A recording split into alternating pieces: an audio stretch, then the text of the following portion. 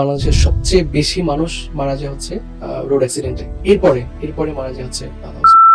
এটা এমন একটা ডিজিজ যেটা কাউকে মানে কে মাদ্রাসা শিক্ষার্থী, কে স্কুলের শিক্ষার্থী, কে কলেজের শিক্ষার্থী সেটা মানে না।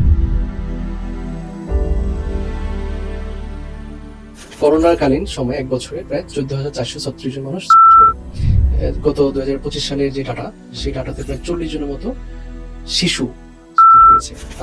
একটা 8 বছরের শিশু, সে গরুর মাংস দিয়ে ভাত খাবে, তার বাবাও গরুর মাংস দিয়েছে, মা তাকে তার পাতে একটা টুকরো দিয়েছে, তো সেই টুকরোটা পছন্দ করে না, তার পছন্দ ছিল তার বাবাকে যে টুকরোটা দেওয়া হয়েছে সেটা, তো সে এটা মনে মনে রাখছে, সে মন খারাপ করে ভাতটা খেয়ে তারপর হচ্ছে সে রুমে গিয়ে মশারির যে দড়ি আছে, মশারি টানানোর দড়ি, সেটা পেঁচিয়ে আত্মহত্যা করছে। টিনেজরা আসলে কি কারণে সুইসাইড করে? টিনেজদের ক্ষেত্রে সবচেয়ে বড় যে সমস্যাটা হয় সেটা হচ্ছে তারা অনেক বেশি মান অভিমান করে।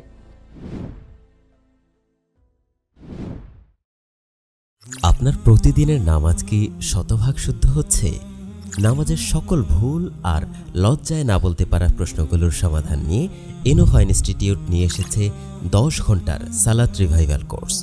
যে ইবাদতের উপর আপনার জান্নাত জাহান্নাম নির্ভর করছে তার শুদ্ধতার কোনো মূল্য হয় না। পুরো কোর্সটি এই রমাদানে পাচ্ছেন এক বেলার সাধারণ নাস্তার চেয়েও কম খরচে। এনরোল করতে এখনই ভিজিট করুন www.innovainst.com অথবা QR কোড স্ক্যান করুন। আসসালামু আলাইকুম, আমন্ত্রণ সবাইকে ইনোভা টক্সের আজকের পর্বে। আজ কথা বলবো এমন একটি ব্যাধি নিয়ে, যে ব্যাধিকে আমরা মহাপাপ হিসেবে চিনে থাকি, এবং এটি এমন একটি সামাজিক ব্যাধি যে ব্যাধিতে আক্রান্ত হবার জন্যে আমাদের বাংলাদেশের অন্তত 32% মানুষ কখনো না কখনো কোনো না কোনোভাবে সেই মহাপাপে লিপ্ত হবার একটি প্রবণতা অথবা লিপ্ত হবার একটি চিন্তা যাদের মাথায় ঘুরপাক খাচ্ছিল। আপনি ঠিক ধরেছেন, আমরা কথা বলবো আত্মহত্যা নিয়ে দীর্ঘদিন যাবৎ কাজ করে আসছে আচল ফাউন্ডেশন। আজ আমন্ত্রণ জানিয়েছি আচল ফাউন্ডেশনের প্রতিষ্ঠাতা ও প্রেসিডেন্ট জনাব তানসিন রোজ। কেমন আছেন? হ্যাঁ, ভালো। দুইটার দিক, একটা হচ্ছে আত্মহত্যার ব্যাপারটা যেহেতু কথা বলছি, সুতরাং এই ব্যাপারটা নিয়ে কথা বলতে অনেক বেশি এনকারেজড ফিল করি এমন না। আর 2 নম্বর হচ্ছে এই বিষয়টা হচ্ছে এত বেশি স্টিগমাটাইজড, তো এটা নিয়ে মানুষের মাঝে সচেতনতা তৈরি করার জন্য বা মানুষকে জানানোর জন্য যেহেতু এখানে আমন্ত্রিত হয়েছি, তো that's why I am better. একটা ব্যাপার এমন হতে পারে যে আসলে মানে যারা এই ধরনের সেন্সিটিভ ইস্যু নিয়ে কাজ করে তারা আসলে ভালো থাকার কথা না, কারণ এমন এমন ডিফারেন্ট কেস আপনাদের সামনে আসে রাইট, যে মানে আপনারা নিজেরাই তো আসলে ট্রমাটাইজ হয়ে যাওয়ার কথা। ডেফিনেটলি এটা বেশি হয় তখন আমরা আপনি জেনে থাকবেন আমরা প্রতি বছর ডাটা পাবলিশ করি, শিক্ষার্থীদের ডাটা পাবলিশ করি, এবং 2020 সালে যেটা করেছিলাম করোনার সময় হ্যাঁ। সারা বাংলাদেশে যত মানুষ সুইসাইড করেছে করোনাকালীন সময়, হুম। সেই তথ্যগুলো সারা বাংলাদেশের মানুষের তথ্যগুলো সংগ্রহ করেছি। তো এতে আমাদের প্রায় 1000 জন মেম্বার অংশগ্রহণ করে। এরপরে প্রতি বছর শিক্ষার্থীদের ডাটাটা সংগ্রহ করি।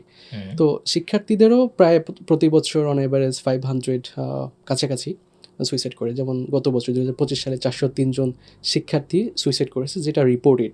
আর রিপোর্ট শুধু শিক্ষার্থী। তো এই কাজগুলো করতে গিয়ে আমাদের যে টিম আছে ইনক্লুডিং মি, সো দেখা যায় আমাদের নিজেদের মাঝেও ওই ধরনের একটা মানে মেন্টাল হেলথের একটা বড় ধরনের সমস্যা তৈরি হয়।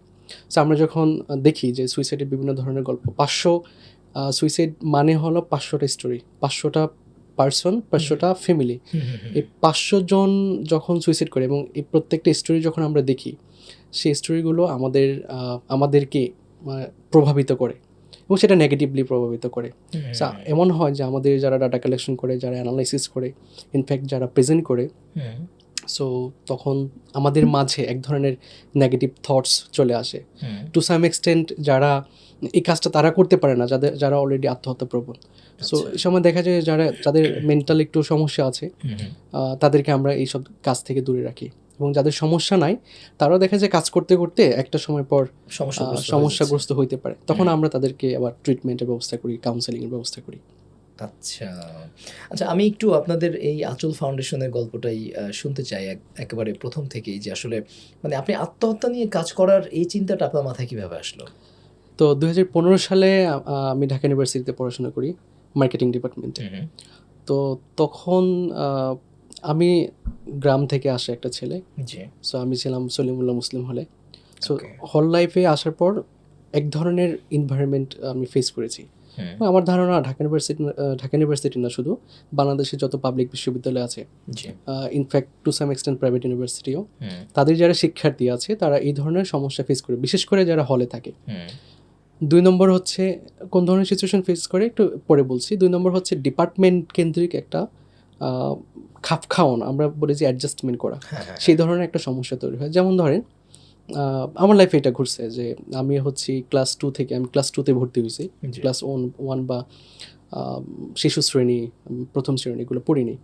সো ক্লাস 2তে ভর্তি হয় এবং ক্লাস 2 এর পর 3 থেকে আমি একটানা এসএসসি পর্যন্ত একজন ফার্স্ট বয় ছিলাম। হুম, ইন্টারমিডিয়েটও প্রায় ভালো রেজাল্ট করেছি ডেফিনেটলি। এরপর ঢাকা ইউনিভার্সিটিতে ডি ইউনিটের মাধ্যমে ভর্তি হই। আচ্ছা, সো এই যে আমার একটা ভালো রেজাল্ট, কিন্তু ইউনিভার্সিটি আসার পর ডিপার্টমেন্টের যেই পড়াশোনা, সেটার সাথে অ্যাডজাস্টমেন্ট হওয়াটা অনেকটা দুষ্কর হয়ে যাচ্ছিল। আচ্ছা, এটা গ্রামের শিক্ষার্থীদের মাঝে বেশিরভাগ ক্ষেত্রেই হয়। তো আর হল কেন্দ্রিক যেটা ঝামেলা হয়, যেমন হলে বিভিন্ন ধরনের ভ্যারাইটিস অফ স্টুডেন্টস থাকে। একেকজন, কারো বাড়ি রংপুর, কারো বাড়ি দিনাজপুর, হুম, কারো বাড়ি, আমার বাড়ি ভোলাতে, সো ভোলাতে আছে, বরিশাল আছে, নোয়াখালী, বিভিন্ন ক্যারেক্টারিস্টিক্সের স্টুডেন্টস।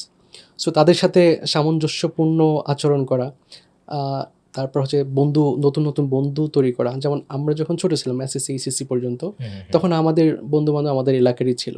ওকে, সো তাদের সাথে কথা বলা, তাদেরকে আমরা চিনি, ছোটোবেলা থেকে চিনি। সো ঢাকাতে এসে যে এই সমস্যাটা ফেস করছি, তার এক একজনের কথার টোন এক এক রকম, এক একজনের ল্যাঙ্গুয়েজ এক এক রকম।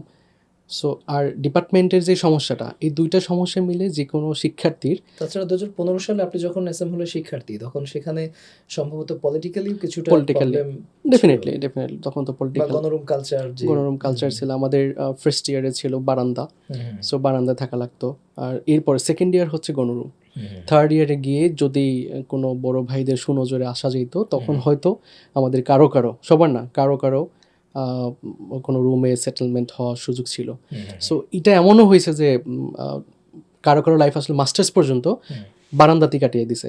কেউ গণরুমে ঢুকছে, গণরুম থেকেই তার মাস্টার্স শেষ। এমনও হাজার হাজার এক্সাম্পল আছে, পলিটিক্যাল কোনো অ্যাফিলিয়েশন না থাকার পলিটিক্যাল কোনো অ্যাফিলিয়েশন না থাকার কারণে। বা আমি যদি একদম ফ্র্যাঙ্কলি বলি, সেটা হচ্ছে কাউকে তেল মারতে না পারার কারণে। সো তেল মারার একটা এক্সাম্পল বলি, তাহলে আর একটু সুবিধা হবে। আমি যখন গণরুমে ছিলাম, তখন আমার এক ব্যাচ সিনিয়র, এক বড় ভাই, হুট করে একদিন ওনার মাথায় আসলো যে বঙ্গবন্ধুকে নিয়ে একটা গল্প লিখবে। আচ্ছা, সো বঙ্গবন্ধু মানে হলো তখন আওয়ামী লীগের সরকার যেহেতু, সো বঙ্গবন্ধুকে নিয়ে একটা গল্প লিখছে। এখন কি হয়েছে, কি লিখছে জানি না, বাট সেটা নিয়ে গেছে তখন সলিমুল্লাহ মুসলিম হলের ছাত্রলীগের যে প্রেসিডেন্ট ছিল তার কাছে গিয়ে দাঁড়িয়ে পাঠ করাইছে, পাঠ করছে। এরপর হচ্ছে তার একদিন পর ওই ভাইয়ের শুনি যে একটা রুমে সেটেলড হয়ে গেছে। তো কীভাবে হলো কারণ হচ্ছে বঙ্গবন্ধুকে নিয়ে যেহেতু একটা কবিতা লিখছে, সুতরাং সেই বড় ভাই ছাত্রলীগের সভাপতি, তিনি মনে করলেন যে বঙ্গবন্ধু ভক্ত এই মানুষটাকে গণরুমে রাখার কোনো ঠিক হবে না, সুযোগ নেই। সো উনি তাকে অ্যালটমেন্ট দিয়ে দিয়েছে। তো এই ধরনের আসলে মানে ব্যাপারগুলো তো আমাদের জন্য ডিফিকাল্ট। সো এনিওয়েজ, তো এই যে অ্যাডজাস্টমেন্টের যে সমস্যাটা, সেই সমস্যাটা আমি ফেস করছি। আমার যেহেতু অল্প হলেও সিক্স সেন্স ভালো, সো আমি দেখলাম যে আমার যারা আশপাশে বন্ধুবান্ধব, বড় একটা অংশ, কারণ আমি খুবই ইন্ট্রোভার্ট একজন পার্সন, সো এক্সট্রোভার্টরা বাদে বাকি বেশিরভাগ ইন্ট্রোভার্টরাই হচ্ছে তাদের হল এবং ক্যাম্পাস লাইফের সাথে অ্যাডজাস্টমেন্ট করতে অনেক বেশি কষ্ট হচ্ছিল।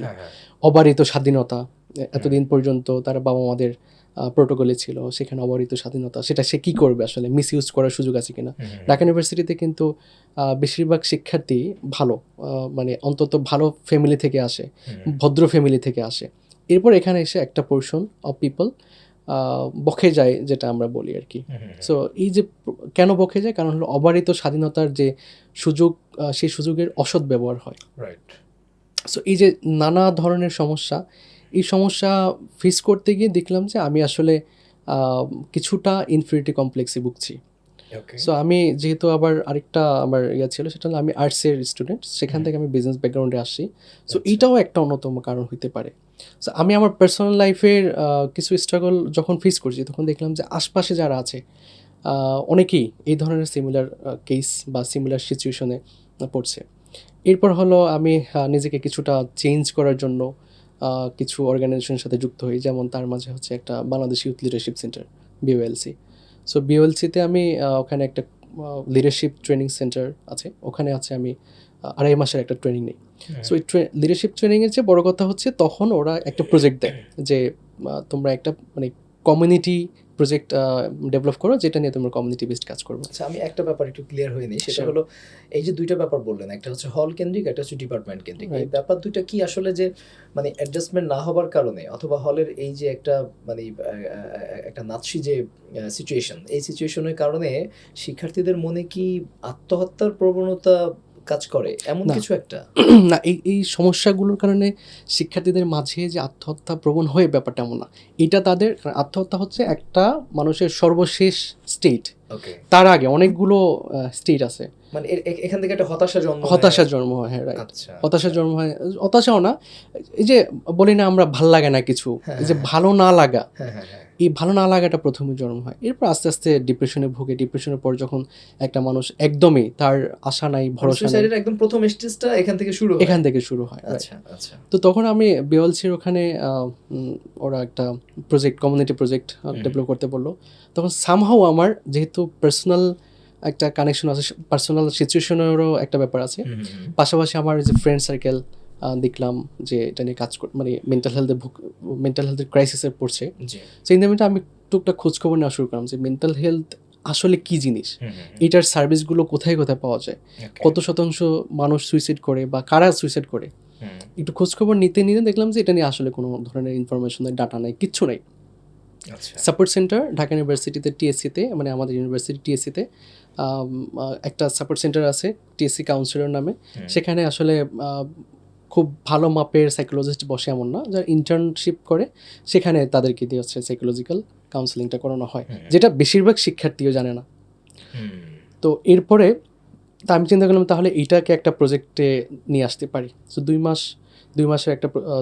1 মাসের একটা প্রজেক্টে নিয়ে আসলাম। সো আমার যারা টিমমেট ছিল তারা সবাই মিলে এটাকে প্রজেক্ট হিসেবে নিয়ে আসলাম। সো এরপরে হচ্ছে আমরা একটা প্রোগ্রাম বা একটা সেমিনার করি ঢাকা ইউনিভার্সিটিতে, ডেভেলপমেন্ট স্টাডিজ ডিপার্টমেন্টের সেমিনার কক্ষে, সেমিনার রুমে।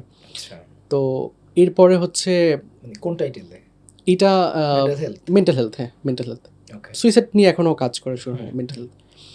এরপরে আমরা মোটামুটি আমি মেন্টাল হেলথ নিয়ে তখন এরপর আর খুব বেশি কাজ হয় নাই। 19 সালের দিকে, 18 সালের শেষ দিকে ঢাকা ইউনিভার্সিটি আমার ডিপার্টমেন্টের একজন জুনিয়র সুইসাইড করে। আচ্ছা, এবং তখন ঢাকা ইউনিভার্সিটির 2 বা 3 জন শিক্ষার্থী মানে 1 সপ্তাহ থেকে 2 সপ্তাহের মধ্যে সুইসাইড করে।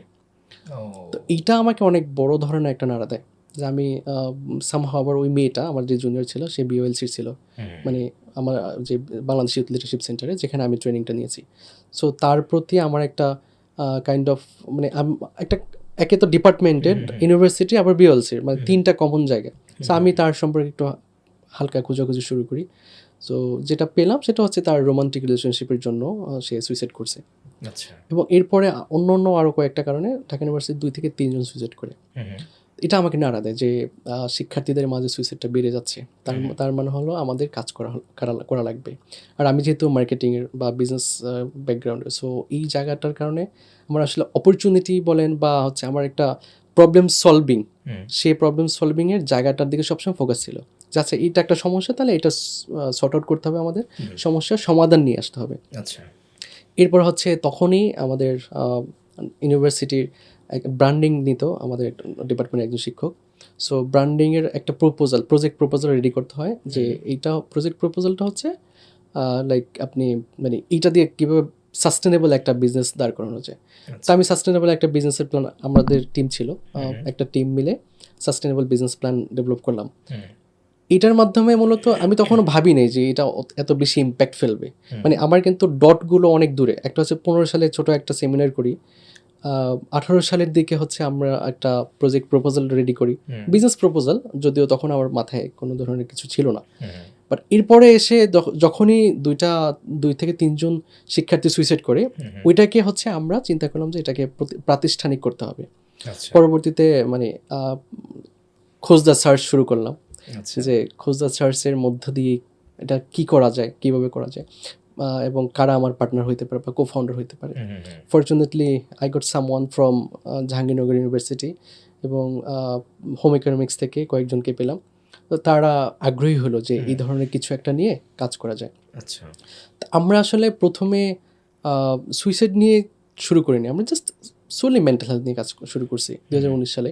তো 2019 সালে আমরা এপ্রিল মাসের 25 তারিখে এটার যাত্রা শুরু করি, আঁচল ফাউন্ডেশন। আচল ফাউন্ডেশন। তখনও ফাউন্ডেশনটা যুক্ত হয়নি। তো আচ্ছা। ফাউন্ডেশনটা যুক্ত হওয়া আসলে কিছুটা ভুলক্রমে বলা যায়। ভুলক্রমে বলতে জাস্ট নাম ছিল আচল। সো আমরা 2019 সালে 25 এপ্রিল শুরু করি। এরপরে আমাদের ফার্স্ট প্রোগ্রাম হয় অক্টোবর মাসে। অক্টোবর মাসে আপনি জানেন যে suicide prevention day, so 10 October suicide prevention day. Okay. তার একদিন আগে আমরা একটা ঢাকা ইউনিভার্সিটি টিসিতে একটা ক্যাম্পেইন করি। তো ওই ক্যাম্পেইনেই প্রথমে আচল নামের সাথে আমাদের যে মানে জাহাঙ্গীরনগর ইউনিভার্সিটির যে মেয়েটা, ও পরবর্তীতে জিএস হয়, জেনারেল সেক্রেটারি হয়, সে আচল ফাউন্ডেশন নামটা দিয়ে দেয়। সো ওইটা আমাদের একটা ভালো কাভারেজ, মিডিয়া কাভারেজ দিয়েছিল। মিডিয়া কাভারেজের কারণে একটা মানে এনকারেজমেন্ট ফিল করি ভিতর থেকে যে আচ্ছা এটা তো ভালোই, মানে এটা নিয়ে তাহলে তো মানে একটা কনফিডেন্স আসে, ঠিক আছে তাহলে লেটস স্টার্ট। এরপরে আমরা শুরু করব 2019 সালের ডিসেম্বর মাসে একটা বড় ধরনের কার্নিভাল হয় মোহাম্মদপুর। সেই কার্নিভালে আমরা পার্টিসিপেট করি এবং দেখলাম যে প্রচুর মানুষ আমাদের একটা স্টল ছিল, সেই স্টলে দেখি আসলো, কথাবার্তা বললো, জিজ্ঞেস করলো। তখন আমরা কিন্তু মেন্টাল হেলথ নিয়ে অত বেশি জানি না এমন না। ইনফ্যাক্ট আমাদের সাথে যারা কাজ করতো তখন মানে কেউই সাইকোলজিস্ট ছিল না। আমরা দুইজন বাইরে থেকে বলতে ঢাকা ইউনিভার্সিটির দুই বড় ভাইকে হাতে পায়ে ধরে বলছি যে ভাই আপনারা একটু আসেন, আমরা ছোটোখাটো কিছু কাউন্সেলিংয়ের ব্যবস্থা করব। সো ওনারা এসে 2 দিন সাপোর্ট দিয়েছে, কার্নিভালে 2 দিন সাপোর্ট দিয়েছে। সো এরপর হলো আমরা আরেকটু এটার প্রতি বিমোহিত হলাম যে আচ্ছা এটা তো তার মানে আছে মানুষের সহায়তা করার জন্য ভালো একটা প্ল্যাটফর্ম হইতে পারে। এরপরে 2020 সালে করোনা চলে আসলো। করোনা চলে আসা মানে হলো আমাদের আসলে আর কাজ করার কোনো অপশন ছিল না, সবাই সবার মতো করে বাড়িতে চলে গেছি।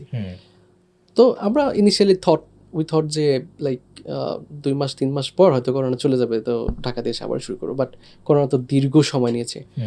3 থেকে 4 মাস পরে আমরা আচল ফাউন্ডেশন থেকে হুট করে চিন্তা করলাম যে আচ্ছা ঠিক আছে, তাহলে যেহেতু সব কিছু অনলাইনে, আপনি তো নিজেই জানবেন যে জুম তখন এত অ্যাভেলেবেল ছিল না, মিট তখন ছিলই না। সো তখন আমরা জুমের সাথে আমরা আস্তে আস্তে পরিচিত হচ্ছি। তারপর হচ্ছে ফেসবুকে ভিডিও প্রচার করার মাধ্যমে কিছু আছে, টুলস আছে, সেগুলোর সাথে পরিচিত হচ্ছি। তো তখন হচ্ছে আমরা কিছু অনলাইন পডকাস্ট করা শুরু করছি, জাস্ট বোঝার জন্য যে আমরা এটার সাথে কতটুকু কাজ করতে পারবো। করোনা হওয়ার 2 থেকে 3 মাসের মাথায় বেশ কিছু সুইসাইডের ঘটনা ঘটা শুরু করে। তখন আমরা একটা ভলান্টিয়ার রিক্রুটমেন্ট করি, একটা মানে বিশাল একটা ভলান্টিয়ার রিক্রুটমেন্ট করি শুধুমাত্র সুইসাইডের ডাটা কালেকশনের জন্য সারা বাংলাদেশে 2020 সালে করোনার সময়। সো সবাই মিলে ডাটা কালেকশন শুরু করি। 2021 সালে এসে সেটা আমরা পাবলিশ করি যে করোনার কালীন সময় 1 বছরে প্রায় 14,436 জন মানুষ সুইসাইড করে এবং 14,436 জন, এটা 1 বছরে সারা বাংলাদেশে, যেটা গত বছর আরও বেশি ছিল। গত বছর ছিল 22,000, গত বছর আগের বছর 24-এ ছিল 22,000, 25-এ হয়েছে এটা 16,000-এর মতো। সো মানে প্রতি বছর ইন অন এভারেজ প্রায় 15,000 মানুষ সুইসাইড করে বাংলাদেশে। মাই গড। এবং এটা হচ্ছে WHO, আপনি জানবেন যে WHOর একটা এবং এই বছর বেশ কয়েকটা প্রতিষ্ঠান পুলিশের এই যে সংখ্যাটা বললেন 16,000 15,000, এটা কি আচলের মানে সার্ভে না, আমাদের ডাটা একবারই আমরা সংগ্রহ করছি একদম হলিস্টিক্যালি। সেটা হচ্ছে 2020 সালেরটাই। আচ্ছা। এরপরে সেগুলো হচ্ছে আলাদা প্রতিষ্ঠানগুলো, যেমন ICDDRB এবং ওরা পুলিশের কাছ থেকে এবং হসপিটালের কাছ থেকে নিয়ে প্রতি বছর একটা ডাটা সংগ্রহ করে এবং সেগুলো পাবলিশ করে। যেমন এই বছরে পাবলিশ করেছে 16,000-এর মতো মানুষ সুইসাইড করেছে। পুলিশ এবং হসপিটালের নথির বাইরে কি কোনো কেস থাকতে পারে? যেমন ধরেন কিছু সুইসাইড আছে যেগুলো পরিবার প্রকাশ করে না, বলে যে লাইক অসুস্থতায় মারা গেছে। আচ্ছা। তো আবার অনেকগুলো আছে যেগুলো পুলিশ হয়তো জানেও না, তো এর বাইরেও থাকতে পারে। আমার ধারণা অন অ্যাভারেজ প্রতি বছর হয়তো 18 থেকে 20,000 মানুষ সুইসাইড করে বাংলাদেশে। এবং অনেক দুর্গম অঞ্চল আছে যেখানে আসলে পুলিশেরও যাওয়া ডিফিকাল্ট, চরাঞ্চলগুলো আছে। আমাদের ভোলাতেই তো অসংখ্য চর, সব চরাঞ্চলে তো আসলে পুলিশ অভাবে যাইতেও পারে না। সো সেই জায়গাগুলোতে যদি কেউ সুইসাইড করে, তার মানে শহর থেকে নগরে, বন্দরে, সর্বত্র সর্বত্র মানুষ সুইসাইড করে। যে কেউ করতে পারে সুইসাইড। আচ্ছা, তো এরপরে কি হলো? এরপরে 21 সালে এসে আমরা কাজ শুরু করি। 21 সালে মোটামুটি নিউ নরমাল হওয়া শুরু করতেছে। এরপর আমরা কিছু পডকাস্ট করি, কিছু অফলাইন সেমিনার শুরু করি। ইন দ্য মিন টাইম আবার 21 সাল শেষ হওয়ার পরে 21 সালের যেই স্টুডেন্টদের যে সুইসাইড রেট সেটা আমরা পাবলিশ করা শুরু করি। জি। এবং এরপরে আস্তে আস্তে আমরা যেটা চিন্তা করলাম যে আমাদেরকে আসলে আমরা বলি এটাকে ব্র্যান্ডিং বা হচ্ছে এটাকে পজিশনিং বলি, ব্র্যান্ড পজিশনিং, যে আমাদেরকে মানুষ আসলে মানে এন্টি সুইসাইড বা সুইসাইড প্রিভেন্টিভ একটা অর্গানাইজেশন হিসেবে চিনে। তার মানে আমাদের আসলে এইটা নিয়ে ভালোভাবে কাজ করতে হবে, কারণ মেন্টাল হেলথে প্রচুর প্রতিষ্ঠান আছে এগুলো নিয়ে, মানে প্রচুর প্রতিষ্ঠান আছে, তাও নট ইনাফ। সো আমরা সুইসাইডটাকে নিয়ে আসলে কাজ করা শুরু করি। এরপর প্রতি বছর আমরা ডাটা সংগ্রহ করা শুরু করি। দেখলাম যে বাংলাদেশের যে বড় ধরনের সমস্যা, আমি যখন কথা বলবো যে সুইসাইড বা মেন্টাল হেলথের এই অবস্থা, কোনো ডাটা নেই।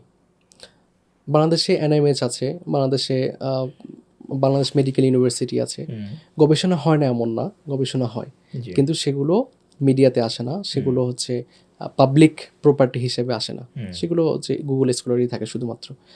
তো আমরা চিন্তা করলাম যে জনপরিসরে এই ইনফরমেশন বা তথ্যগুলো আনতে হবে।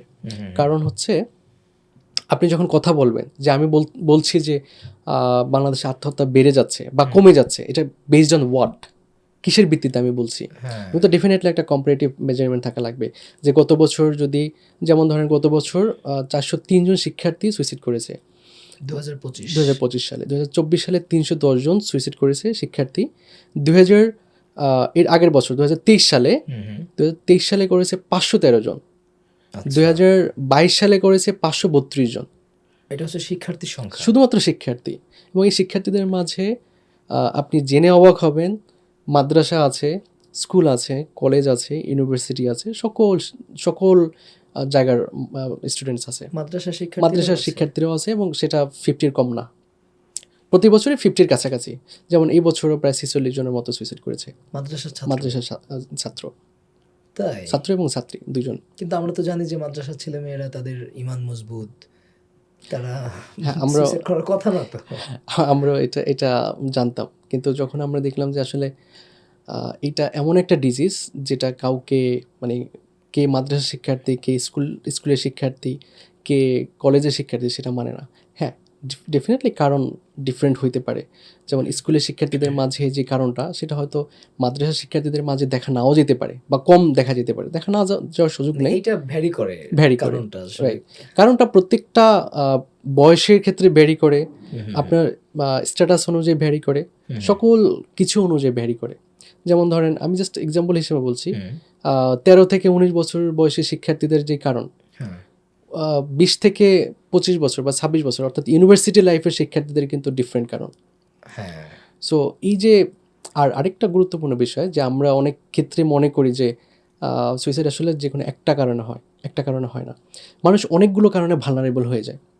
যেমন আপনি একটা মানুষই অনেকগুলো কারণে ভালনারেবল হয়। যেমন ধরেন আপনি চিন্তা করেন, সুইসাইড একজন মানুষ হচ্ছে একটা বাড়ির মতো। সো বাড়িতে ধরেন 10 থেকে 20 বছর পর্যন্ত সে থাকতেছে।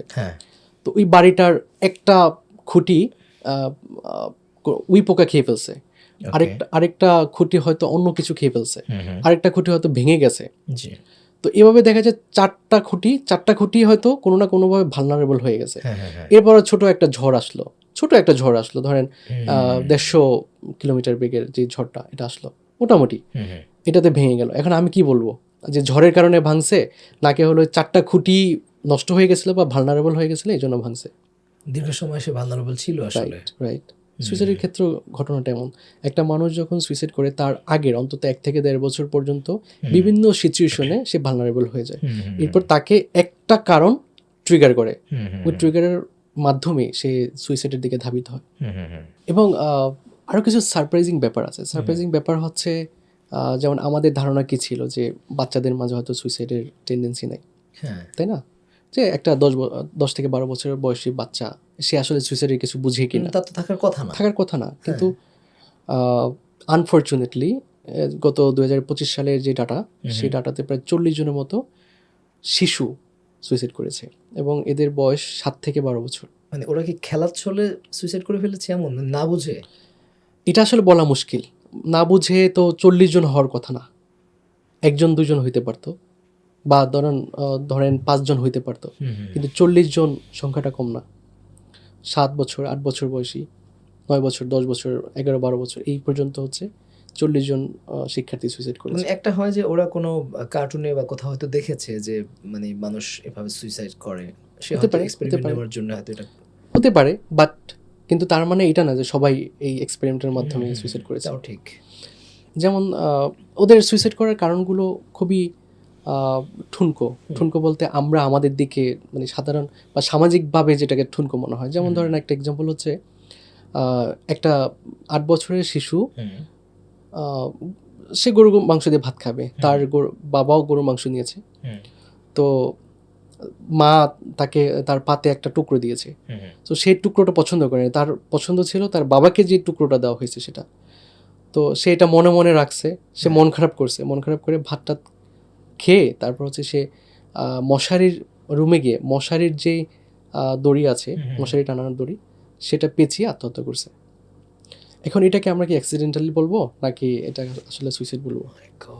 That is the question. এটা 2025-এর কেস। এটা 2025-এর না, এটা 1-2 বছর আগের কেস, বাট এই টাইপের সিমিলার এই ধরনের কেস।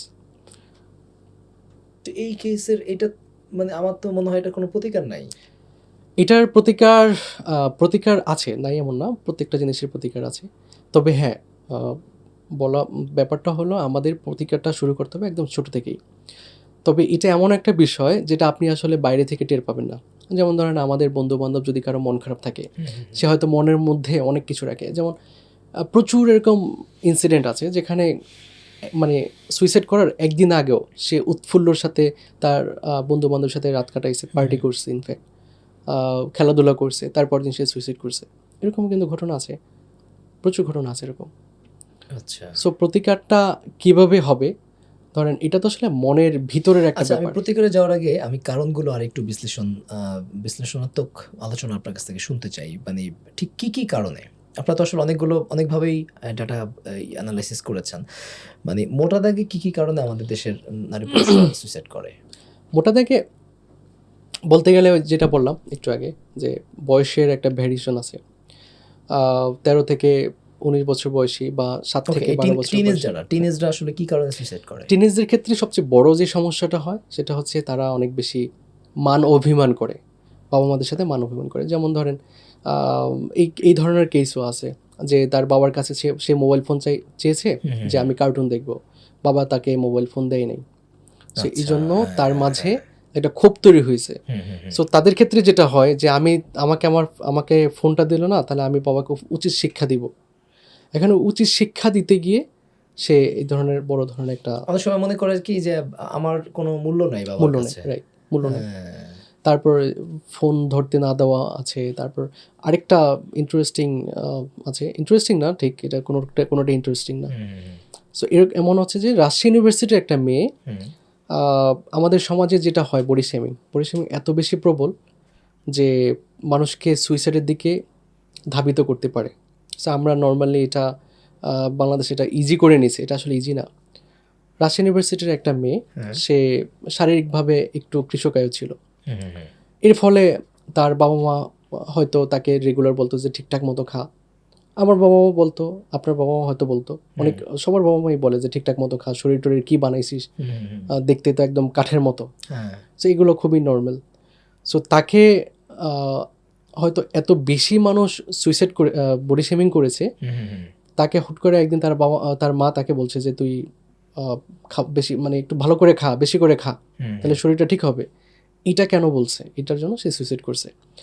ওই দিনের টোনটা সে হয়তো নিতে পারে নাই। ওই দিনের টোনটা নিতে পারেনি বলতে সে ওই যেটা বললাম আগে থেকে ভালনারেবল ছিল, তার পিয়ারদের মাধ্যমে, তার রিলেটিভসের মাধ্যমে, তার সমাজের যে পাশের বাড়ির আন্টি, পাশের বাড়ির ভাবি, তাদের মাধ্যমে ভালনারেবল ছিল। সে এটাকে আসলে এটাকে সে এত বেশি অপছন্দ করতো যে সে আসলে মায়ের কাছ থেকে শোনাটা সে পছন্দ করে না, কোনোভাবে প্রত্যাশা করে না।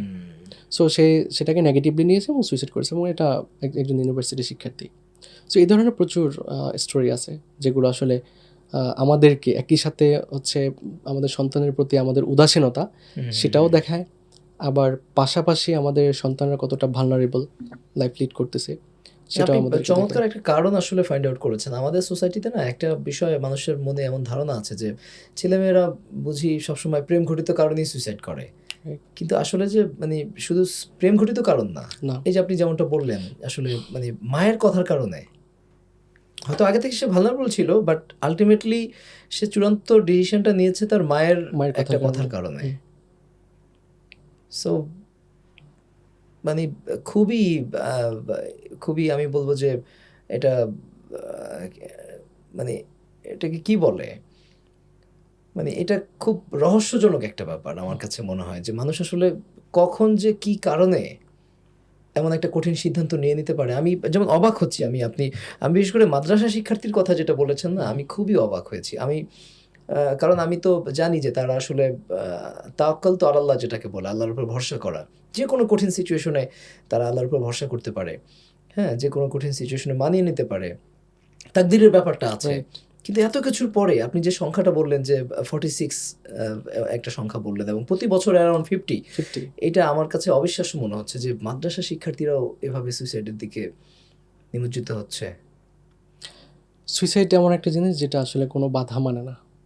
সে ইট ডাজেন্ট কেয়ার যে কে মাদ্রাসা শিক্ষার্থী, কে স্কুলের শিক্ষার্থী, কে কলেজের শিক্ষার্থী, কে ইউনিভার্সিটির শিক্ষার্থী। ইনফ্যাক্ট মেডিকেল ইউনিভার্সিটি বা মেডিকেল কলেজের শিক্ষার্থীরাও সুইসাইড করে। তারা তো ডেফিনেটলি জানে যে সুইসাইডের স্টোরিগুলো তারা রেগুলার পড়ে, বায়োলজি পড়ে, সো তারাও সুইসাইড করে। সো এটা আসলে বাংলাদেশে একটা ব্যাধির মতো হয়ে যাচ্ছে, যে ব্যাধিটা আমরা সামাজিকভাবে চাইলে প্রতিরোধ গড়ে তুলতে পারি। এটা তো আপনি যেমন ধরেন ক্যান্সার হলে আমরা জানি যে মানুষ মারা যেতে পারে, সো ক্যান্সার এনি টাইম হইতে পারে, নো ওয়ান নো যে কার কখন ক্যান্সার হবে, জি, বা অন্য অন্য যে ডিজিজগুলো লিভার সিরোসিস বলেন বা ব্রেন টিউমার, সেগুলো আমরা জানি না আসলে কখন কার কী হইতে পারে। বাট এটা এমন একটা ব্যাধি যেটা বাংলাদেশের সবচেয়ে বেশি মানুষ মারা যায় হচ্ছে রোড অ্যাক্সিডেন্টে, এরপরে মারা যায় হচ্ছে সুইসাইডে। ও সো আপনি চিন্তা করেন যে রোড অ্যাক্সিডেন্ট সেটা হয়তো আমাদের কন্ট্রোলে নাই, বা টু সাম এক্সটেন্ট আমরা বলতে পারি কন্ট্রোলে আছে, কিন্তু শতভাগ কন্ট্রোলে নেই। কিন্তু এটা এমন একটা জিনিস যেটা আমরা চাইলে কমিয়ে আনতে পারি, বা ইনফ্যাক্ট টু সাম এক্সটেন্ট হয়তো পুরোপুরি মোকাবেলা করতে পারি। কিন্তু আমাদের যে সামাজিক সমস্যা, আমাদের যে রাষ্ট্রীয় ব্যর্থতা, আমাদের যেই প্রপার প্যারেন্টিংয়ের অভাব, জি, আমাদের যেই শিক্ষা প্রতিষ্ঠানগুলোর যে অনীহা, সেটার কারণে শিক্ষার্থীদের মাঝে সুইসাইডটা বাড়ছে। শিক্ষার্থী না, শুধুমাত্র সবার মাঝে সুইসাইডটা বাড়ছে। এই শিক্ষার্থীরাই যখন ভালনারেবল, পরবর্তীতে যখন সংসার করবে, সংসার লাইফের যেই সেই সমস্যাগুলো তারা মোকাবেলা করতে পারবে না, হ্যাঁ, তখন তাদের মাঝে একটা টেন্ডেন্সি থাকবে টু কমিট সুইসাইড। 20 থেকে আপনারা যে ক্যাটাগরি করেছেন 20 থেকে 26, হ্যাঁ, 20 থেকে 26 যারা, তারা কেন সুইসাইড করছে? তাদের মাঝে দুইটা কারণই আছে। তবে এই বছর আমাদের একটা মানে নর্মালি হচ্ছে রোমান্টিক রিলেশনশিপটা প্রথমে থাকে, ফার্স্টের দিকে থাকে, যে এই বয়সের শিক্ষার্থীদের মাঝে যেহেতু নতুন একটু মানে রোমান্টিক রিলেশনশিপ করার মতো আগ্রহ থাকে, উদ্দীপনা থাকে, সো তারা সেই জায়গাগুলোতে ব্যর্থ হওয়ার পরে তারা সুইসাইড করে। তো এই বছর দেখলাম ডিপ্রেশনটা সবার আগে, তারা বিভিন্ন কারণে ডিপ্রেস থাকে, যেমন ফ্যামিলির সমস্যা। এই বয়সের শিক্ষার্থী, যেমন ধরেন সেকেন্ড ইয়ার বা থার্ড ইয়ারের শিক্ষার্থীদের মাঝেই আমাদের এখন একটা ইনকাম করার চিন্তা ভাবনা ঘুরে আসে, কারণ আমরা বেশিরভাগই মিডল ক্লাস ফ্যামিলির সন্তান। সো আমাদেরকে আসলে পড়াশোনা করানোই হয় কিছু টাকা পয়সা উপার্জন করবে, সংসারে হাল ধরার জন্য। সো এই যে সেকেন্ড ইয়ার বা থার্ড ইয়ারের পর থেকেই আমাদের মাঝে ওই চিন্তা ভাবনা চলে আসে, তো আমরা একটা হতাশায় পড়ে যাই। ইন দ্য মিন টাইম আবার আমাদের রোমান্টিক রিলেশনশিপে যুক্ত হওয়া হয় অনেকের। এর বাইরে হচ্ছে তখন ব্যালেন্স করতে পারে না, একদিকে তার প্রেমিক প্রেমিকা আছে, একদিকে বাবা মা আছে, সংসার আছে, কি করবে সে? আসলে ওই রিলেশনটা কন্টিনিউ করবে, নাকি তার বাবা মার জন্য কন্ট্রিবিউট করার একটা পথ খুঁজবে? এমন কিছু কি? এমনই। আচ্ছা আচ্ছা। এর বাইরে আছে কিছুটা আছে একাডেমিক প্রেশার, যেমন অনেকেই আছে যে গ্রাম থেকে এসে ইউনিভার্সিটিতে যে অ্যাডজাস্টমেন্টের ব্যাপারটা, সে তখনও হয়তো অ্যাডজাস্টমেন্ট করতে পারেনি, ফলে তার ডিপার্টমেন্টের রেজাল্ট খারাপ হয়ে গেছে। আচ্ছা, এটা কিন্তু আমরা এসএসসি লেভেলেও দেখি, এসএসসিতে প্লাস পায় নাই, জিপিএ 5 হয় নাই, সুইসাইড, এমন কেস কিন্তু আমরা অনেক দেখছি ইউনিভার্সিটিতেও আছে। এবং এসএসসির পরে গত বছর আগের বছর 12 জন শিক্ষার্থী সুইসাইড করেছে এসএসসিতে। এসএসসির পরে, এসএসসি রেজাল্টের পরে। আচ্ছা আচ্ছা। তো এই ধরনের, যেমন ধরেন এই বছরও এসএসসি রেজাল্ট দিবে, এইচএসসি রেজাল্ট দিবে, হুম। এরপরও এর 1 থেকে 2 দিন পরে অন্তত মানে 10 কম বেশি 10 জন শিক্ষার্থী সুইসাইড করে প্রতি বছর। সো এই দিকগুলো হচ্ছে আমাদের আসলে সামাল দেওয়ার মতো, কিন্তু আমরা আসলে সামাল দেওয়ার মতো সেই মেন্টালিটি রাখি না। এইটাকে আমি একটু এইভাবে যদি এক্সপ্লেন করি যে এটাকে প্রত্যাশার চাপ, হ্যাঁ, মানে প্রত্যাশার চাপ, মানে সামাজিক একজন প্রত্যাশার শিক্ষার্থী, চাপ। হ্যাঁ হ্যাঁ, তার ফ্যামিলির যে প্রত্যাশা, মানে হয় কি একজন মা, সে হয়তো বলবে যে তার একটা কাজিনের কথা কম্পেয়ার করে যে ও A+ পাইলো, তুই পালি না, রাইট। ও এটা করতেছে তুই করতেছিস না।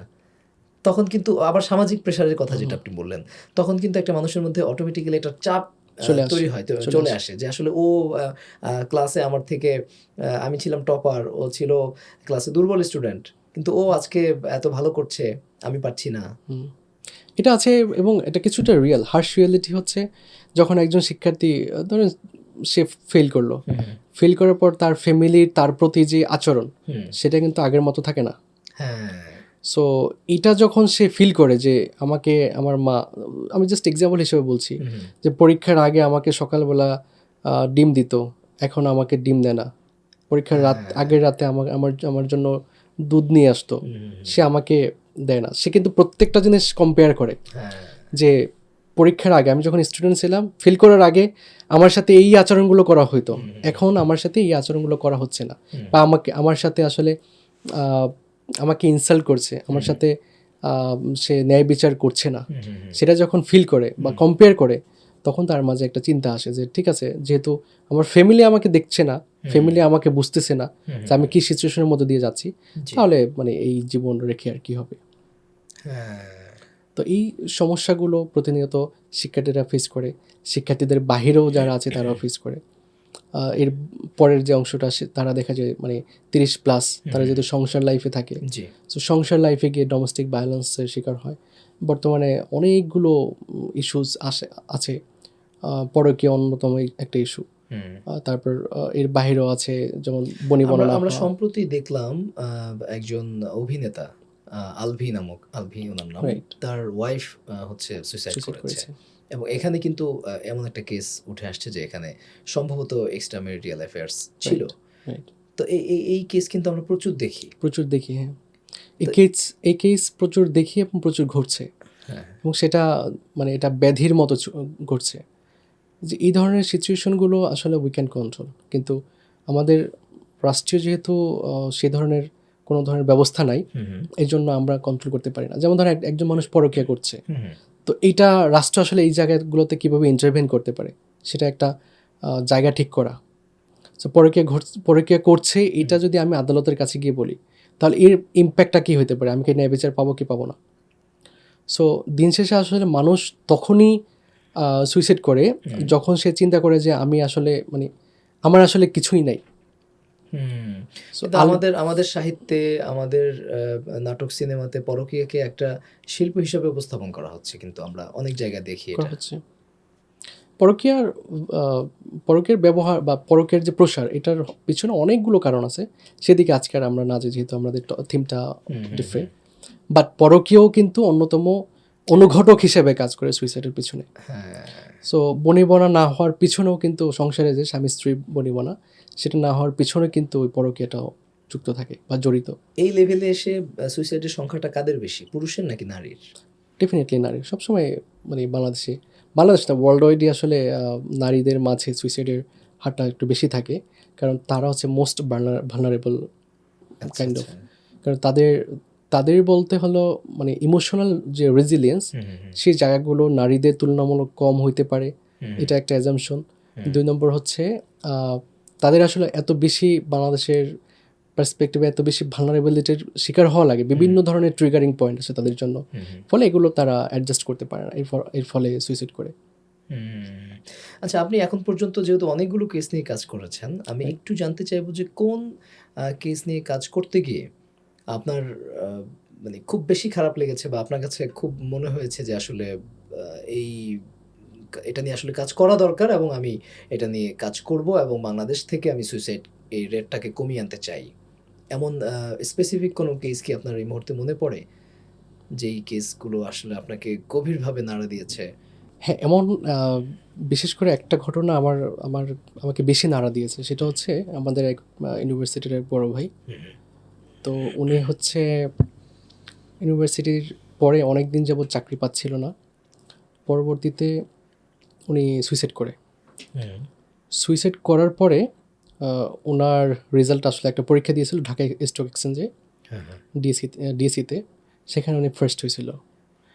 সুইসাইডটা করলো এই জন্য যে সে চাকরি পাচ্ছিল না, অর্থাৎ চাকরির জন্য যে একটা হতাশা, যে হাহাকার, এই জন্য সে সুইসাইড করেছে। এবং সুইসাইড করার পরে 1 সপ্তাহ পরেই তার চাকরিটা কিন্তু হয়ে গেছে। সো আমার মনে হলো যে আচ্ছা, এই যে সুইসাইডটা করলো, উনি যদি জানতো যে ওনার 1 সপ্তাহ পরে চাকরিটা হইতে পারে, তাহলে তো আসলে উনি মানে করতেন না। সুইসাইডটা করতেন না ডেফিনেটলি। তার মানে হচ্ছে এটা নিয়ে আমাদের কাজ করা উচিত, যাতে করে শিক্ষার্থীরা বা ইয়াং জেনারেশন সচেতন হয় যে suicide is not a solution.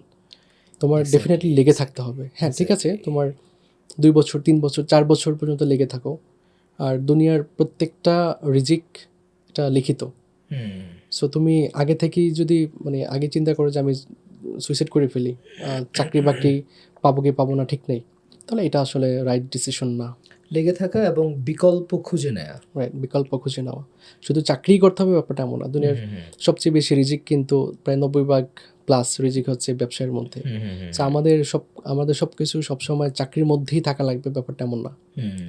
আমাদের আরেকটা প্রবণতা, চাকরির কথা নিয়ে যেতে বলছি, সেটা হচ্ছে এই যে সরকারি চাকরির জন্য যে একটা আমাদের আকাঙ্ক্ষা, এই আকাঙ্ক্ষা থেকে বের হওয়া লাগবে। রাইট। এবং যারা সরকারি চাকরি করে না, বন্ধু বান্ধবদের মধ্যে, সিনিয়র বা জুনিয়রদের মধ্যে, তাদেরকে একটু নেগেটিভ দৃষ্টিকোণ থেকে দেখা হয়। সো এই যে এই দৃষ্টিকোণ বা এই দৃষ্টিভঙ্গি, এখান থেকে আমাদের বের হওয়া লাগবে। চাকরি সেটা সরকারি হোক বা বেসরকারি হোক। সো চাকরির বাইরে আমি আসলে সেটাই করব বা সেটাই করা উচিত যেটা করলে আমার ভাল লাগবে, আমার মন ফ্রেশ থাকবে। এবং প্রচুর চাকরি আছে যেখানে প্রচুর ইনকাম হয়, টাকা পয়সা আছে। এখানে ছেলেমেয়েরা কিন্তু মানে খুব মজা করে যে মেয়ের বাবারা বিয়ে দেওয়ার ক্ষেত্রে সরকারি চাকরিজীবী পাত্র খোঁজে। এটা আমাদের একটা সামাজিক সমস্যা। ডেফিনেটলি এটা আমাদের এই জায়গাগুলো থেকে আমাদের মেয়েদেরকে বের হওয়া লাগবে। আপনি সবসময় মানে ভালো ছেলে খুঁজবেন, ক্যাপাবল বা যোগ্য যে ছেলে তাকে খুঁজবেন। ঠিক আছে, আপনি সরকারি চাকরি খুঁজেন, এটা কেন? এটা হচ্ছে মানে স্টেবল একটা ইনকাম। যে এখন আজকে সরকারি চাকরি আছে, এমন অনেক অনেক সরকারি চাকরিওয়ালা আছে যাদের পরবর্তীতে চাকরিটা ছিল না বা চাকরিটা ছেড়ে দিছে। তার মানে কি তারা না খেয়ে আছে? আমাদের কিন্তু জ্বলন্ত অনেক এক্সাম্পল আছে। খালিদ মহিউদ্দিন ভাই আছে, যে অ্যাডমিন ক্যাডার ছিলেন, পরবর্তীতে চাকরি ছেড়ে দিয়েছেন। তার মানে কি উনি এখন না খেয়ে আছেন? এমন তো না। তার মানে হচ্ছে আমাদের যে একটা টেন্ডেন্সি যে সরকারি চাকরিজীবীদের কাছেই মেয়ে বিয়ে দিতে হবে, সেটা আসলে রাইট না। আর আপনার যখন ইনকামটা মানে প্রতি মাসেই একই রকম থাকবে, তাহলে লাইফে আসলে অনেক বড় কিছু করা এরকম, হ্যাঁ ঠিক আছে, ডেফিনেটলি দিন আনি দিন খাই টাইপের, অথবা সবসময় একটা ভালো মানে মানে একই রকম অ্যাভারেজ লাইফ লিড করানো যাবে, সেটা নিয়ে কোনো সন্দেহ নেই। কিন্তু আপনি এর বাহিরে যে ভালো একটা আরেকটু বেটার লাইফ লিড করার যে সম্ভাবনা, সেটা কিন্তু হারালেন। গভর্নমেন্ট চাকরিতে সেটা অনেক ডিফিকাল্ট, বিশেষ করে সৎ পন্থায়। আমাদের দেখা যায় যে 4 বছর বা 5 বছর একজন শিক্ষার্থী সরকারি চাকরির জন্য পড়াশোনা করে। এই যে 5টা বছর তার লাইফ থেকে চলে গেল। ধরেন একজন শিক্ষার্থী যদি 24 বা 25 বছর বয়সে পড়াশোনা শেষ, ইউনিভার্সিটি পড়াশোনা, এরপর 30 বছর পর্যন্ত শুধুমাত্র সে পড়াশোনা, বেশিরভাগ শিক্ষার্থী। এই যে 5টা বছর মানে একজন মানুষের লাইফের সবচেয়ে কর্মঠ 5টা বছর হচ্ছে 25 থেকে 30। এটা আপনি শুধু বসে বসে শেষ করে দিলেন, কিছুই করলেন না লাইফে। এখন এই 30 বছর হইলো, কতজন আসলে চাকরি পাবে? 10% ধরলাম, 10%, বাকি 90% কী করবে? তারা ব্যর্থ হয়ে যাবে, ব্যর্থ হয়ে হতাশ হয়ে তারা আসলে লাইফে কিছুই করতে পারবে না।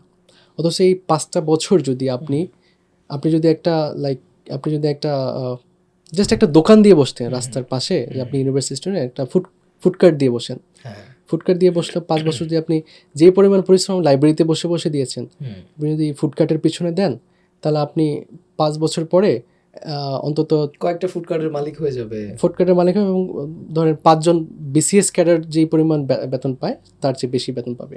এখন ভাই আপনি যে বলছেন যারা শুনবে তারা কিন্তু বলতে পারে যে আপনি আর আমি সরকারি চাকরি না পেয়ে সেই দুঃখে আমরা এই কথা বলতেছি। আচ্ছা, এটা বলতে পারে, ডেফিনেটলি সবার আলাদা ধরনের পার্সপেক্টিভ আছে, বাট হার্শ রিয়েলিটি হচ্ছে যারা সরকারি চাকরি করে তারা যখন নিজের আলোচনা করে হ্যাঁ, তখন কিন্তু তারা কেউই তাদের চাকরি নিয়ে সন্তুষ্ট না। হ্যাঁ, তারা বলতে পারে যে মানে তারা যখন অন্য নন গভর্নমেন্ট চাকরি যারা করে বা সাধারণ মানুষ তাদের সাথে যখন কথা বলে তখন একটু ভাবসাব নিতে পারে, হ্যাঁ, কিন্তু তারা যখন নিজের কথা বলে তখন কিন্তু তারা জানে যে এটা আসলে মানে কতটা তার লাইফের স্বাধীনতা নেই। প্রথম হচ্ছে লাইফের কোনো স্বাধীনতা নেই, 2 নম্বর হচ্ছে আপনি সরকারি চাকরিজীবী মানে হলো আপনি 24 ঘন্টায় সরকারের মানে পাবলিক সার্ভেন্ট, তার মানে হচ্ছে আপনার লাইফের কোনো কিছুই নাই। যেমন ধরেন একটা ইনসিডেন্ট হচ্ছে আচ্ছা থাক এটা না বলি, এই ধরনের অনেক কিছু আছে যেগুলোতে আসলে মোট কথা আসলে মানে চাকরি বা সরকারি চাকরি এটাই আসলে একটা মানুষের জীবনের সব না, যে কারণে আমি চাকরি পেলাম না বা সরকারি চাকরি হলো না আমি সুইসাইড করতে হবে। হ্যাঁ, right. এইটা কোনো So, আমাদের এই যে সামাজিক দৃষ্টিভঙ্গি, এই দৃষ্টিভঙ্গি থেকে ফিরে আসতে হবে। আমি আরেকটা ব্যাপার, একটা ঘটনা আমরা দেখেছি যে চিত্রনায়ক রিয়াজ তার সম্ভবত শ্বশুর। ফাদার ইন ল, হ্যাঁ, তিনি আমরা দেখলাম যে তিনি ফেসবুক লাইভে এসে সুইসাইড করেছেন। হ্যাঁ। এইটাতে কি আসলে মানে একাকিত্ব, Right. এইটা কি কোনো একটা কারণ সুইসাইডের? হ্যাঁ, একাকিত্বের কারণ। আপনি দেখবেন যে মেন্টাল হেলথের মানে মেন্টাল ক্রাইসিসের অন্যতম সমাধান হচ্ছে কথা বলা। আচ্ছা। যেমন আপনি কোনো ধরনের সমস্যা আছেন, আপনি ডিপ্রেশনে, ধরেন আপনি ডিপ্রেশনে আছেন, আপনার মেইন ওষুধ হচ্ছে কথা বলতে পারা, শেয়ার করতে পারা। হ্যাঁ, মানুষের আসলে যখন কথা বলতে না পারে, শেয়ার করতে না পারে, সেটা এসে বুকে জমা হয়। হ্যাঁ, এরপরে সেটা আস্তে আস্তে বাড়তে থাকে। এরপর হচ্ছে তার বিভিন্ন ধরনের ডিসিশনের কারণে হয়তো সে সুইসাইড করতে পারে। সো রিয়াজের শ্বশুরের বলেন এই ধরনের প্রচুর, আপনি আরও অনেকের ঘটনাই জানেন। যেমন আমাদের একজন বিখ্যাত লেখক ছিলেন আমার খুবই প্রিয়, তারিক শামসুর রহমান। সো উনিও উত্তরাতে একটা বাড়িতে মারা গিয়েছেন, 1 দিন বা 2 দিন পর তার লাশ উদ্ধার করা হয়েছে। সো এই টাইপের মানুষ একটা সময় পর গিয়ে যেহেতু সমাজ থেকে বিচ্ছিন্ন হয়ে যান, তারা ডেফিনেটলি অনেক উপরে উঠে যান, যার ফলে নিজেকে সমাজ থেকে একটু বিচ্ছিন্ন ভাবেন অথবা তাকে সমাজ থেকে বিচ্ছিন্ন করে ফেলা হয়। যেমন আপনি চিন্তা করেন ঢাকা ইউনিভার্সিটির একজন প্রফেসর যদি রাস্তা দিয়ে হাঁটে, তাহলে ডেফিনেটলি অন্য আশপাশের মানুষ যারা তারা যদি দেখে যে ঢাকা ইউনিভার্সিটির প্রফেসর, তার মানে তাকে একটু জায়গা করে দিবে। এই জায়গা করা মানে হচ্ছে শুধুমাত্র যে স্পেস দেওয়া ব্যাপারটা এমন না, সেই ফিজিক্যাল স্পেসও দিচ্ছে, মানসিক স্পেসও দিচ্ছে। সে ভদ্রলোক যেহেতু ঢাকা ইউনিভার্সিটির প্রফেসর, তাই টঙের দোকানে গিয়ে চা খেতে পারবে না। সে যেহেতু ঢাকা ইউনিভার্সিটির প্রফেসর, সে মন খুলে হাসতে পারবে না। সে যেহেতু ঢাকা ইউনিভার্সিটির প্রফেসর, সে ধরেন আমার মানে ওনার হয়তো গান পছন্দ অনেক, সে গানের সাথে সাথে নাচতে পারবে না, কারণ একটা বাইন্ডিংস তৈরি হয়ে যায়। সে যেহেতু ওখানকার প্রফেসর, তাই সোশ্যাল মিডিয়াতে যা খুশি তা লিখতে পারবে না। যা খুশি তা মানে হলো তার নিজের যে মত প্রকাশের যে স্বাধীনতা, সেটা কিন্তু নাই। সো আমাদের এই যে ব্যারিয়ারগুলো, এই বাইন্ডিংসগুলো অটোমেটিক্যালি তৈরি হয়, ফলে দেখা যায় মানুষও আমাদেরকে বিচ্ছিন্ন করে ফেলে, আর আমরাও আস্তে আস্তে সমাজ থেকে বিচ্ছিন্ন হয়ে ভাবি আমরা তো বিশাল কিছু হয়ে গেছি, আসলে আদতে আমরা কিছুই হইনি। সো এটা বেশি ইম্প্যাক্ট ফেলে যখন আমাদের মানে রিটায়ারমেন্টটা হয়। রিটায়ারমেন্টের পরে আমরা ওখান থেকে নামতেও পারি না, পাশাপাশি সাধারণ মানুষ আমাদের কাছাকাছি আসে না। আর আরেকটা ইস্যুস হলো আমাদের ফ্যামিলিগুলো যেহেতু ভেঙে যাচ্ছে, এটা আমাদের অনেক বড় ধরনের একটা ক্রাইসিস। সো সন্তানরা বড় হচ্ছে, বাবা মারা পড়াশোনা করাচ্ছে, সন্তানরা বড় হচ্ছে দেশের বাইরে চলে যাচ্ছে, মাকে হয়তো নিয়ে যাচ্ছে বা মাকেও নিয়ে যাচ্ছে না। যেমন জাহাঙ্গীরনগর ইউনিভার্সিটির একজন অধ্যাপিকা, সে কিন্তু বৃদ্ধাশ্রমে খুব সম্ভবত এখনও আছেন, তার সন্তান যারা ছিল তারা সবাই দেশের বাইরে। সো এই সিচুয়েশনগুলো সে আসলে ফিল করে যে আমার 60 বছর আগের জীবনটা একরকম ছিল, এখন আবার ডিফারেন্ট একটা লাইফ।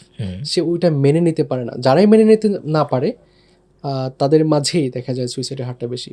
আচ্ছা, আমরা অনেকগুলো কারণে কিন্তু আপনার এই আলোচনায় উঠে আসছে, সেটি একাকিত্ব হোক, ডিপ্রেশন হোক, কিংবা সেটি হতে পারে রোমান্টিক রিলেশন জাতীয়, অনেকগুলো কারণ হতে পারে। আমি একটু প্রতিকারের ব্যাপারে যদি শুনতে চাই, এবং তার আগে আমি যে ব্যাপারে জানতে চাইবো, আপনার অনেক দিন ধরে কাজ করছেন আঁচল ফাউন্ডেশন, আপনারা কি কোনো মানে সুইসাইডাল অ্যাটেম্প নেবে এমন কোনো মানুষকে সেই জায়গা থেকে ফিরে আসতে সহযোগিতা করেছেন? হ্যাঁ, ডেফিনেটলি। আমাদের কাউন্সেলিং টিম আছে একটা, ওখানে প্রায় 22 জনের একটা টিম আছে। সো আমাদের এরকম প্রচুর মেইল আসে রেগুলার। হ্যাঁ হ্যাঁ। সেই মেইলগুলোতে আকুতি, আপনি এক একটা টেক্সটের আকুতি শুনলেই ভাববেন যে মানে একটা মানুষ বাঁচার জন্য এত আকাঙ্ক্ষা করছে। সো এই আকুতি যারা যারা করে, আমাদের প্রচুর ইনবক্স, ফেসবুকের যে ইনবক্স আছে সেখানে টেক্সট করে মানুষজন, টেক্সট করে আসলে মানে সার্ভিসটা নিতে চায়। সার্ভিস বলতে তারা এমনও আছে যে শুধুমাত্র কথা বলতে চায়। সো এই জন্য আমরা আবার আরেকটা প্ল্যাটফর্ম চালু করেছি, সেটা হচ্ছে লিসনিং রুম নামে। আচ্ছা। এটা প্রতি শুক্রবার, যেমন আগামীকাল আছে, প্রতি শুক্রবার আমরা একটা অ্যানোনিমাস মাধ্যম তৈরি করি। যেমন গুগল মিটে আপনি আপনার নাম ছাড়া অন্য কোনো নাম দিয়ে জয়েন করলেন, জয়েন করে আপনি আপনার মনের যে বেদনাটা আছে সেটা আপনি শেয়ার করবেন। সো এটা হচ্ছে সবার জন্য এবং ফ্রি। আচ্ছা, সেটা প্রতি শুক্রবার ভিডিও অফ থাকবে, ভিডিও অফ থাকবে, শুধু অডিও। Okay. এবং সেখানে সারপ্রাইজিংলি যারা আসে কেউ কাউকে চেনে না। আচ্ছা, 50 জন যদি জয়েন করে, গ্রুপ ডিসকাশন হয়? গ্রুপ ডিসকাশন না, এটা আমাদের একজন সাইকোলজিস্ট থাকে। আর এটার মূল থিমটা হচ্ছে একটা মানুষ কোথাও কোনো স্পেস পাচ্ছে না, সে হয়তো তার ফ্যামিলিকে ভরসা করতে পারছে না, তার ফ্রেন্ডকে ভরসা করতে পারছে না, সে তার হয়তো বয়ফ্রেন্ড বা গার্লফ্রেন্ডকে ভরসা করতে পারছে না। তো সেই জায়গায় সে আসলে একটা জায়গা লাগবে যেখানে সে শেয়ার করতে পারে। আচ্ছা, তো এই আমরা এই স্পেসটা দিচ্ছি। এর বাহিরেও হচ্ছে আমরা ইন্ডিভিজুয়াল কাউন্সেলিংও প্রোভাইড করি। সো এটা অনেক ক্ষেত্রে অনেক সময় ফ্রিও দিই। কিছু কিছু জায়গায় দেখা যায় আমাদের যেহেতু কাউন্সিলারদের একটা পেমেন্ট দিতে হয়, সো মাঝে মাঝে ওই পেমেন্টটাও নেই। দুইভাবেই আমরা করছি। পাশাপাশি যদি আমাদের অনেক এমন প্রচুর ভলান্টিয়ার আছে যারা এক সময় বিভিন্ন ডিপ্রেশনে ছিলেন, তারা এখন আঁচল ফাউন্ডেশনের সাথে কাজে যুক্ত হয়ে তারা বেটার ফিল করছেন। তাদের যদি মনে হয় মানে, কারণ আমাদের এনভায়রনমেন্টে এমন একটা ফ্রেন্ডলি এনভায়রনমেন্ট ক্রিয়েট করি যেখানে একজন আরেকজনকে সহযোগিতা করবে। মানে একটা মানুষকে আপনি মৃত্যুর পথ থেকে বলা যায় যে কাইন্ড অফ ফিরিয়ে আনলেন। ফিরিয়ে আনবো এটা বলতে পারবো না, এটা তো আসলে ফিরিয়ে আনার মালিক আল্লাহ। রিলিজিয়াস মাইন্ড আমরা চেষ্টা করি, আমরা চেষ্টা করি। মানে একটা মানুষ সে অ্যাটেম্প নিচ্ছে সুইসাইড করবে, সেই জায়গা থেকে আপনাদের সংস্পর্শে এসে বা কাউন্সিলিং এর মাধ্যমে একটা পর্যায়ে দেখা গেল যে সে সেই চিন্তাটা বাদ দিল। হ্যাঁ, এটা নিঃসন্দেহে আপনারা কিন্তু মানে আমি রিলিজিয়াস মাইন্ডসেট থেকেই বলি, আপনারা মানে খুবই সওয়াবের কাজ করছেন, খুবই সওয়াবের কাজ করছেন। এমন কোনো কেস কি হয়েছে মানে সরাসরি কেউ বলেছে এসে যে ভাই আমি আসলে আত্মহত্যা করতাম, আঁচল ফাউন্ডেশনে এসে আমরা? কুয়েটের একটা ছেলে সে জয়েন করেছে, সে আত্মহত্যা প্রবণ ছিল, পরবর্তীতে আঁচল ফাউন্ডেশন জয়েন করে দীর্ঘদিন আঁচল ফাউন্ডেশন ছিল। এরপর খুব সম্ভবত এখন জার্মানিতে একটা ইউনিভার্সিটিতে পড়াশোনা করছে। So that was one of our success stories. এবং এই স্টোরিগুলো কিন্তু আসলে আপনাদেরকে বা আমরা যারা শুনছি আমাদেরকেও কিন্তু অনুপ্রাণিত করে যে না আসলে এই বিষয়টা নিয়ে কাজ করা যায় এবং মানুষকে সঠিক পথটা দেখানো যায়। এবং এটা একটা মানে সবচেয়ে বেশি এনকারেজিং হচ্ছে কি জানেন, সবচেয়ে বেশি এনকারেজিং হচ্ছে মেন্টাল হেলথ বা সুইসাইড প্রিভেনশন নিয়ে যখন আমরা কারোর সাথে কথা বলি যে আঁচল ফাউন্ডেশন এই কাজ করছে বা আঁচল ফাউন্ডেশন আমরা এই ধরনের সার্ভিস দিচ্ছি, কাজ করছি, মানে এমনও আছে অনেক বিশাল বিশাল মানুষ কর্পোরেটের বড় জায়গায় চাকরি করে, সরকারি অনেক বড় পজিশনে আছেন, তারা আমাদেরকে এইভাবে বলে তোমরা যেহেতু ফাউন্ডেশন, তোমাদের কোনো সাপোর্ট লাগলে আমাদেরকে জানাও, এটা আমরা ভলান্টারিলি করব। এবং তারা করে। আচ্ছা আচ্ছা, তারা মানে এমন না যে এটা বলার জন্য বলছে, তারা করে। সো আমাদের যেমন ধরেন কোনো একটা প্রোগ্রাম অর্গানাইজ করব, সো আমরা জাস্ট হচ্ছে ফর এক্সাম্পল 50,000 টাকা খরচ হবে। সো আমরা জানি না কেমনে ম্যানেজ হয়ে যায়। আঁচল ফাউন্ডেশনের কোনো প্রোগ্রাম আসলে টাকার জন্য যে করা হয় না এমন খুব রেয়ার। মানে আমরা জাস্ট প্ল্যান করার পর হচ্ছে যারা আমাদের ওয়েল উইশার তারা নিজেরাই বলে ঠিক আছে কত টাকা তোমার খরচ? 50,000 টাকা। আচ্ছা আমি তোমার 15,000 টাকা দিব। তো 15,000 টাকা একজন দিল, আরেকজন 10,000। এইভাবে প্রচুর প্রোগ্রাম আমরা করে ফেলছি। কিছু প্রোগ্রাম আমরা যে ট্রেনিংগুলো কিছু ছোট একটা পেমেন্ট নেই, আর কিছু প্রোগ্রাম আছে যেগুলো ফ্রি। সো সব ধরনের প্রোগ্রামই আমরা রাখছি যাতে করে মানে যার যে ধরনের মানে একটা জাস্টিস নিয়ে আসা, যার ক্যাপাসিটি আছে সে দিবে, যার ক্যাপাসিটি নাই সে দিবে না, সার্ভিসটা ফ্রি দিয়ে নিল। রাইট। আচ্ছা আমাদের যদি ধর্মগ্রন্থের কথা বলি, স্পেশালি কোরআনের কথা যদি বলি, কোরআন অথবা ধর্মচর্চা এইটা একটা মানুষকে কিভাবে আত্মহত্যার এই প্রবণতা থেকে ফিরিয়ে আনতে পারে? ডেফিনেটলি কোরআন চর্চা বা ধর্ম চর্চা, যার যার ধর্ম চর্চা করলেও আসলে অনেকটাই ফিরে আসা সম্ভব। কারণ হলো তখন যে রব বা গড যেটাই বলি না কেন, বা আল্লাহ, আল্লাহর সাথে বান্দার যে সম্পর্ক, সেই সম্পর্কটা সুন্দর হয়। আর যখন বান্দার সাথে আল্লাহর সম্পর্কটা যত বেশি ঘনীভূত হবে, যত বেশি কানেক্টেড ফিল করবে দুজন, তত সুইসাইডের মানে হারটা কমে যাবে। যেমন ধরেন, সুইসাইড করার অন্যতম কারণ হচ্ছে একজন মানুষ, সে যখন মনে করে আমার তো কেউ নাই দুনিয়াতে যে আমাকে সাপোর্ট দিতে পারে, যে আমাকে কনসোল করতে পারে, যার উপর আমি আসলে ভরসাটা করতে পারবো। সো যখন একটা মানুষ এই ধরনের সিচুয়েশন চলে যায়, তখন সুইসাইড করে। কিন্তু যখন আল্লাহর সাথে সম্পর্কটা হয়ে যায়, অথবা রবের সাথে যে সম্পর্ক সেটা যখন শক্তিশালী হয়, তখন সে চিন্তা করে, যেমন রাসূলুল্লাহ যখন মক্কা থেকে মদিনায় যাচ্ছিলেন, তখন সর পর্বতের গুহায় লুকিয়েছিলেন বা ওখানে কিছুক্ষণ 3 দিনের মতো ছিলেন।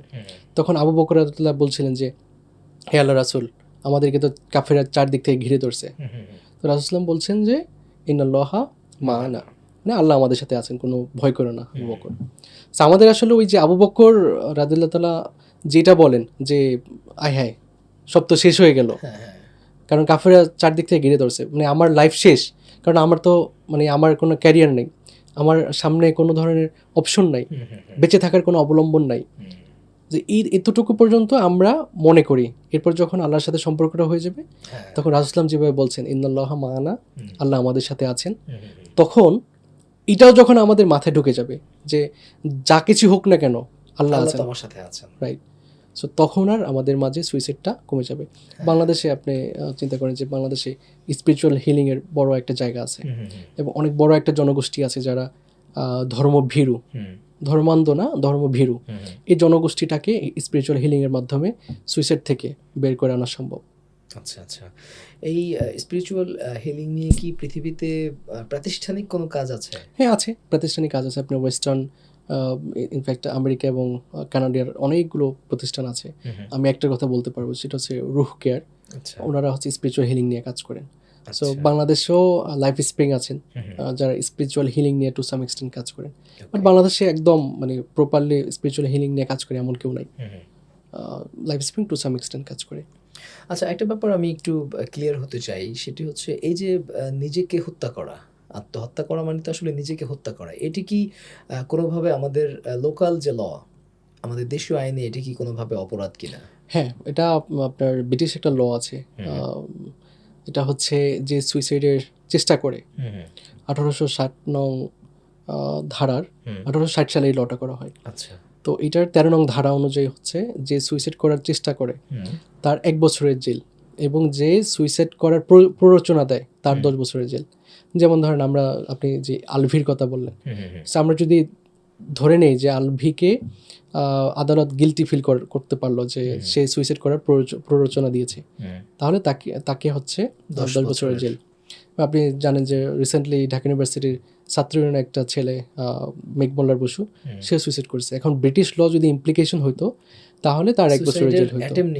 অ্যাটেম্প্ট নিয়েছিল এবং তাকে 1 বছরের জেলে নেওয়া হইতো যদি ব্রিটিশ লটা ইমপ্লাই করা হইতো। ওকে, এখন ব্রিটিশ লটা ইমপ্লাই করা হচ্ছে না, কিন্তু সমস্যা যেটা হচ্ছে তা হচ্ছে যেহেতু এটা পুলিশ কেস, এই জন্য সাধারণ যে মানুষের আছে তার আতঙ্কিত থাকে, এবং তারা এমনও ঘটনা ঘটছে যে ঢাকা মেডিকেল কলেজ থেকে সুইসাইড করার জন্য সে বিষ পান করছে, একদিন তাকে ট্রিটমেন্ট করছে, এরপরে ডেফিনেটলি আরও 3 থেকে 4 দিন বা আরও লম্বা একটা সময় তার ট্রিটমেন্ট দরকার ছিল, কিন্তু সে যেহেতু এটা পুলিশ কেস, সে ভয়ে পালিয়ে চলে গেছে ট্রিটমেন্ট ছাড়াই, এবং এমন প্রচুর ঘটনা আছে।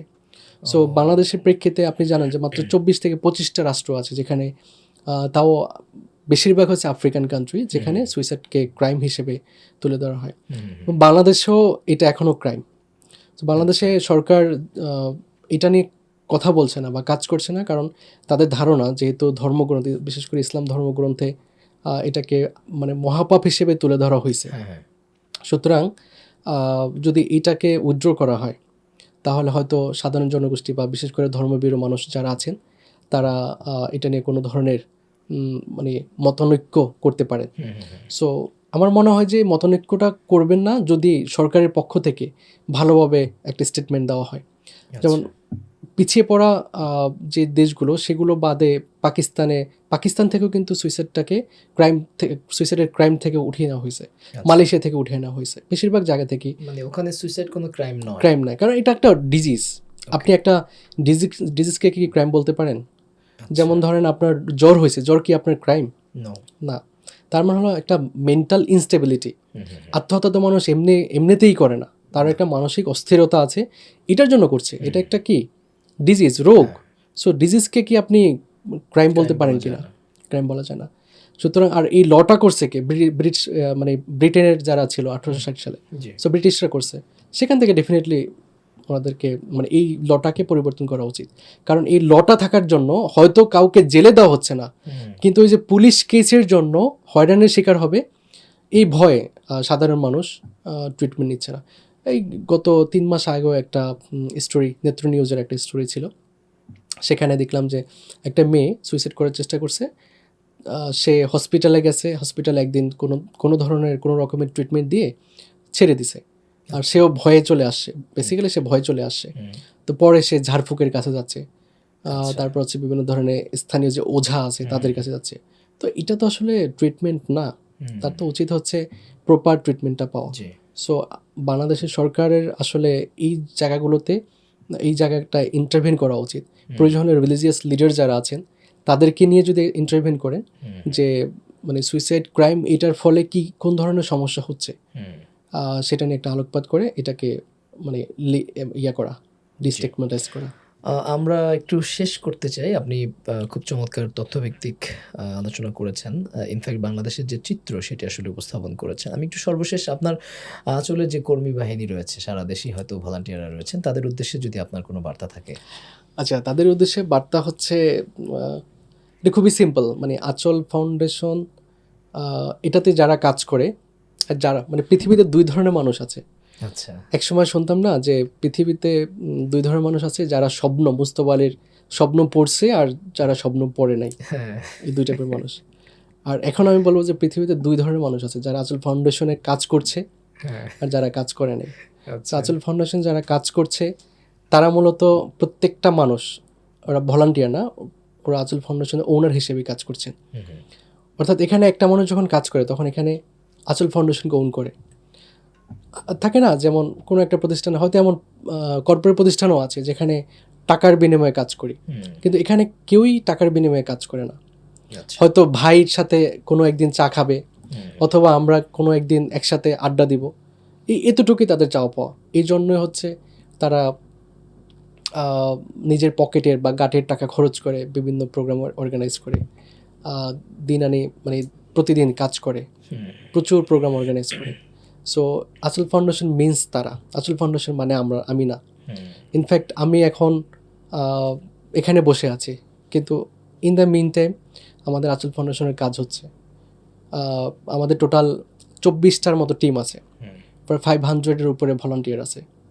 সো এই যে ভলান্টিয়াররা নিজের মতো করে কাজ করে, তারা নিজেরা প্রোগ্রাম ডিজাইন করে, নিজেরা গেস্ট সিলেকশন করে, সব কিছু নিজেরা করে। কোথাও যদি কোনো আটকে যায় বা কোনো ডিসিশন নেওয়ার প্রয়োজন হয়, বড় ধরনের ডিসিশন নেওয়ার, তখন হয়তো তারা আমাকে নক দেয় যে ভাই এই অবস্থা। সো আঁচল ফাউন্ডেশন মানে হচ্ছে মূলত আমার যারা কর্মী বাহিনী আছে, আমি ভলান্টিয়ার, হ্যাঁ পরিবার। এটা আসলে মানে অনেক প্রতিষ্ঠান আছে বলে যে হ্যাঁ আমরা সবাই পরিবারের মতন, বাট আঁচল ফাউন্ডেশন ইটসেলফ আ পরিবার। তো আমরা এটাকে ওই যে ঢাকা ইউনিভার্সিটি যে ঢাবিয়ান বলে, আমরা এটাকে বলে আঁচলিয়ান।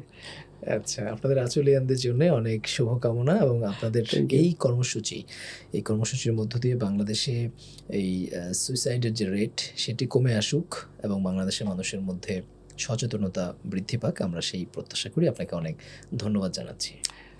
আপনাকে অসংখ্য ধন্যবাদ। ইনোভা টক্সকে অনেক বেশি ধন্যবাদ আমাকে এখানে সুযোগ করে দেওয়ার জন্য। আশা করি আরেকদিন আসবো এবং আরও অনেক লম্বা আলাপ হবে। নিশ্চয়ই।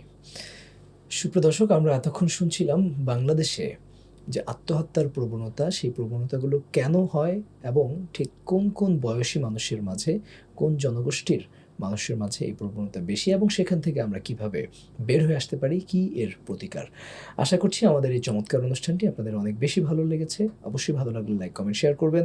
চ্যানেলটি সাবস্ক্রাইব করা না থাকলে অবশ্যই সাবস্ক্রাইব করবেন। আপনারা প্রত্যেকেই ভালো থাকুন, সুস্থ থাকুন। আল্লাহ হাফেজ।